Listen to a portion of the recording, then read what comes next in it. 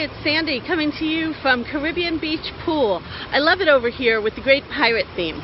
Besides the amazing theming, one of the reasons this pool is super popular is it has not one, but 2 water slides as well as water cannons. 0 entry, so it's easy to walk right in and grab a second slide. It cuts down on the line. As with all of our properties, life vests are easily available for the kids at the main pools only, not at the quiet pools. Have little ones, 48 inches and under, then you're gonna love the extra splash area here. Check this out just for our little ones. Lots of slides, 0 entry, but also very low water level. We'll take you all the way around. You can check it out. Again, it is with a height maximum so that our little ones can play safely.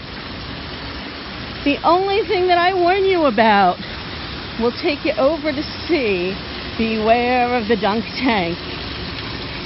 As you see the water flowing down here, every couple of minutes you'll kind of get a little bit of a warning.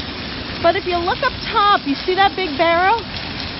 It's busy filling with water now, and then it's going to turn over and splash down. You can also see the second roof. It's not a heavy splash.